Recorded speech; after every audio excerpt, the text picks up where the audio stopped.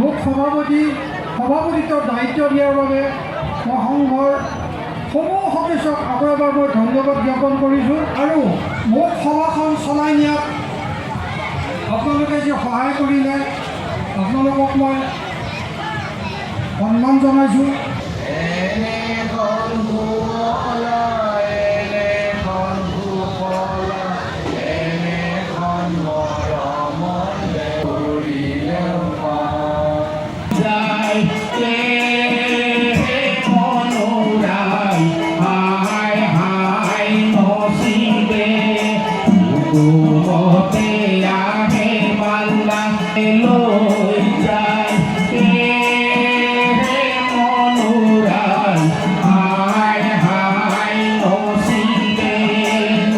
আমি চমৰপৰা ছানৰাইজ ক্লাবে বিগত 9 বছৰ পাৰ কৰিলোঁ আৰু 10 বছৰত ভৰি দিছোঁ। 10 বছৰ আমি ভৰি দিলোঁ।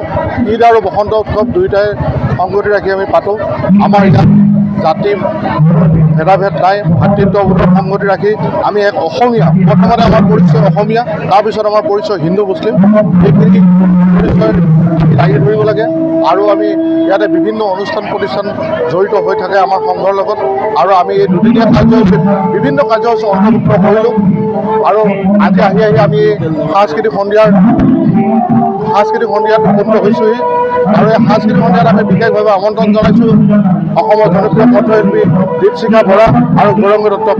কিছু সময়ৰ পিছতে তেওঁলোকে তেখেতসকলৰ গীতৰ শৰাই আগবঢ়াব। সেয়েহে আমি সমূহ ৰাইজকে আমাৰ এই অনুষ্ঠানটোলৈ আমন্ত্ৰণ জনাইছোঁ। সকলো আহক, আহি আমাৰ এই অনুষ্ঠানটো উপভোগ কৰক, লগতে আমাক উৎসাহিত কৰক, যাতে আগলৈ আমি আৰু আগবাঢ়ি যাব পাৰোঁ। দিনটোত আমি বিভিন্ন ধৰণৰ খেল ধেমালি সামৰি লৈ আজি এই অনুষ্ঠানটো কৰিলোঁ। যেনেকৈ আমি সাঁতোৰ প্ৰতিযোগিতা ৰাখিছোঁ, কলগছত উঠা খেল প্ৰতিযোগিতা ৰাখিছোঁ, ল'ৰা ছোৱালীৰ মেজিক শ্বেয়াৰ খেল প্ৰতিযোগিতা ৰাখিছোঁ, দৌৰ খেল প্ৰতিযোগিতা ৰাখিছোঁ, আৰু বিভিন্ন খেলক সামৰি লৈ আজি আমি খেল ধেমালিৰ সিদ্ধান্ত পাৰ কৰিছোঁ এই দুদিনীয়া কাৰ্যসূচীৰে।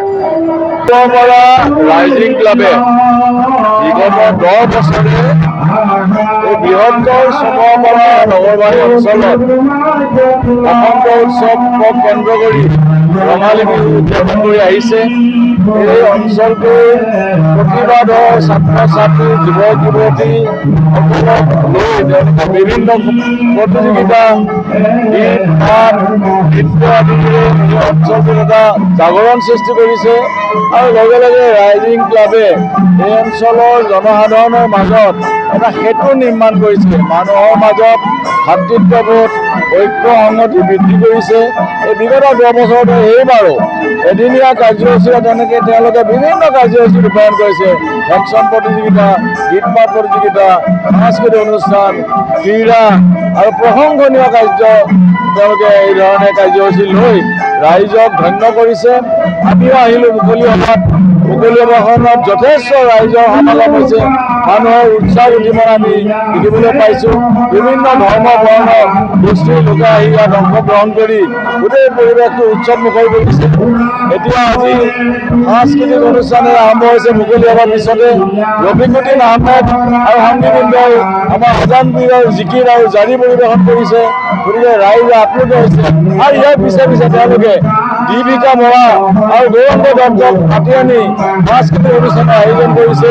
গতিকে ৰাইজৰ মাজত উৎসাহ উদ্দীপনাৰে নধৰা হৈছে। আমি আহি ধন্যবাদ ৰাইজক। আমি বিশেষকৈ ইণ্টাৰভিউ হওক আৰু তেওঁলোকৰ যিবিলাক বন্ধু বান্ধৱ সতীৰ্থ আছে, আমিনুল ইছলামকে ধৰি সকলোৱে উদ্যোগ লৈ এই অনুষ্ঠানটো জাকত জিলিকা কৰিছে।